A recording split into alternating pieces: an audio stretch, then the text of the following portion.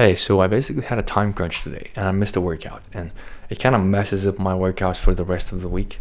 And I'm like, do I skip tomorrow to just keep my rest days? Basically, the question was, do I choose to be inconvenienced this week or next week? And I just thought, man, this sums up life perfectly. Like, do I choose to be inconvenienced now or like next week? And it's like, if you always choose next week, you're like always inconvenienced because you don't hit your workouts this week and you mess up your workouts for next week. And so, it's just gonna go.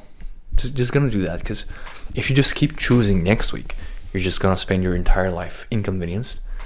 And I've kind of been choosing next week for the last couple of weeks, and it shows. It's like, and I don't think that's not it. That's not it. So if you have to choose, do I choose to be inconvenienced now or later? You never know what's gonna happen later. And imagine something happens next week again, and I miss 2 workouts. It's like it becomes a shit show. So if you have a choice, do I choose to be inconvenienced now or next week? Choose now. Just always, because there's a very high chance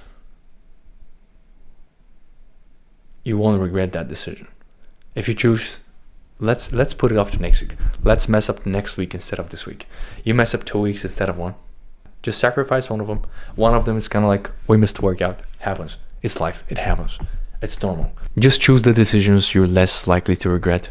That's it. That's all I have this week. Bye. See you tomorrow.